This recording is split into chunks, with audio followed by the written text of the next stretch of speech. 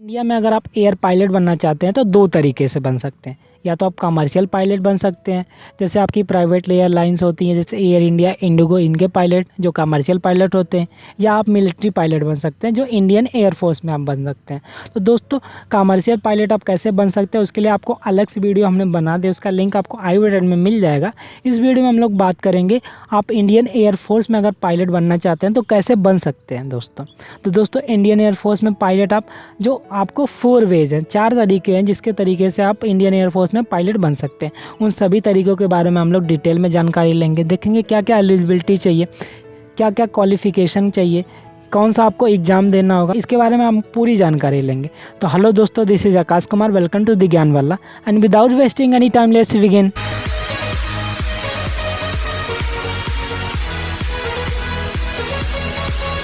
दोस्तों जो आपका फर्स्ट वे है, जो सबसे पहला रास्ता है दोस्तों, वो आपका एनडीए के थ्रू है। एनडीए एंड एनए जो एग्जामिनेशन होता है दोस्तों, वो ट्राई सर्विस एग्जामिनेशन होता है जो आपकी इंडियन नेवी, इंडियन एयरफोर्स और इंडियन आर्मी तीनों के लिए होता है। इसके थ्रू आप इंडियन एयरफोर्स में पायलट बन सकते हैं। दोस्तों इसका एग्जामिनेशन एक ईयर में 2 बार होता है।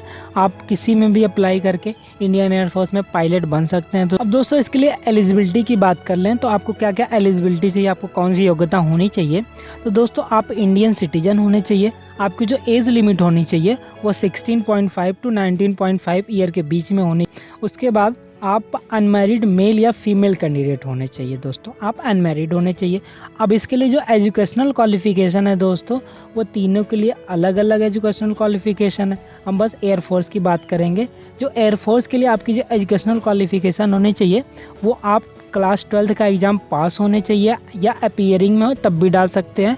और आपकी जो 12th में सब्जेक्ट होनी चाहिए दोस्तों, वो फिजिक्स, केमिस्ट्री एंड मैथमेटिक्स, ये सब्जेक्ट आपकी 12th में होनी चाहिए, तब आप इंडियन एयरफोर्स में अप्लाई कर सकते हैं। इसके लिए जो फिजिकल स्टैंडर्ड होना चाहिए, उसमें जो आपकी हाइट होनी चाहिए दोस्तों, मिनिमम हाइट आपकी जो होनी चाहिए वो 157 सेंटीमीटर होनी चाहिए। जो सेकेंड वे है, जो दूसरा रास्ता, वो आपका सीडीएस एग्जामिनेशन के थ्रू आप इंडियन एयरफोर्स की फ्लाइंग ब्रांच को ज्वाइन कर सकते हैं। दोस्तों जैसे एनडीए आपका ट्राई सर्विसेज एग्जामिनेशन है, उसी तरह सीडीएस भी आपका ट्राई सर्विसेज एग्जामिनेशन है। ये भी आपका तीनों जो डिफेंस फोर्सेज आपकी एयरफोर्स, नेवी, आर्मी तीनों के लिए होता है। ये भी आपका एनडीए की तरह साल में 2 बार होता है। एक ईयर में 2 बार इसका एप्लीकेशन फॉर्म आता है, आप फिल करके इंडियन एयरफोर्स को ज्वाइन कर सकते हैं। अब इसके लिए जो एलिजिबिलिटी चाहिए दोस्तों, आप इंडियन सिटीजन होने चाहिए। उसके बाद जो सेकेंड एलिजिबिलिटी आपको चाहिए वो आप unmarried male and female candidate आप होने चाहिए, आप अनमैरिड होने चाहिए। दोस्तों जो फीमेल कैंडिडेट होती हैं उनको शॉर्ट सर्विस कमीशन के लिए लिया जाता है, जो आपकी 10 टू 14 ईयर के लिए सर्व करती हैं इंडियन एयरफोर्स में। इसके लिए एज लिमिट की बात कर लें दोस्तों, तो दोस्तों जो सीडीएस एग्जामिनेशन होता है वो तीनों डिफेंस फोर्स के लिए होता है। तो इस सब के लिए जो एज लिमिट होती है वो अलग अलग होती है। बस हम लोग इसमें एयरफोर्स की बात करेंगे। तो आपकी जो एयरफोर्स के लिए जो आपकी एज लिमिट होती है वो दोस्तों, वो आपको 20 से 24 साल की आपकी एज लिमिट होनी चाहिए। और जो आपकी एजुकेशनल क्वालिफिकेशन होनी चाहिए वो आपके पास बैचलर डिग्री आपको होनी चाहिए। किसी भी रिकॉग्नाइज्ड यूनिवर्सिटी ऑफ इंडिया से आपके पास बैचलर डिग्री होनी चाहिए। और आपके पास 12th लेवल में जो आपकी सब्जेक्ट होनी चाहिए वो आपकी फिजिक्स, केमिस्ट्री या मैथमेटिक्स होनी चाहिए। या इनमें से आपको कोई नहीं है तो आपके पास इंजीनियरिंग की डिग्री होनी चाहिए। और आपकी जो फिजिकल रिक्वायरमेंट, आपकी जो हाइट होनी चाहिए वो आपकी मिनिमम हाइट 157 सेंटीमीटर होनी चाहिए। अब दोस्तों जो थर्ड वे जो आपका, वो एनसीसी एंट्री के थ्रू आप इंडियन एयरफोर्स को ज्वाइन कर सकते हैं।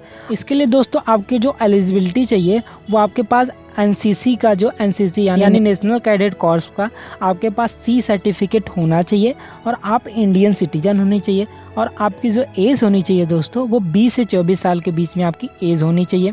और इसके लिए दोस्तों आपकी अनमैरिड मेल एंड फीमेल दोनों कैंडिडेट आपकी एलिजिबल हैं, बस अनमैरिड होनी चाहिए। और फीमेल कैंडिडेट इसमें दोस्तों आपकी एसएससी यानी शॉर्ट सर्विस कमीशन के लिए एलिजिबल है।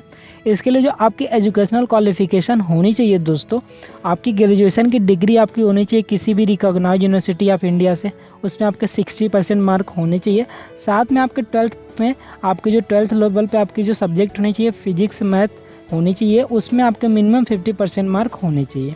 या आपके पास इंजीनियर की डिग्री होनी चाहिए।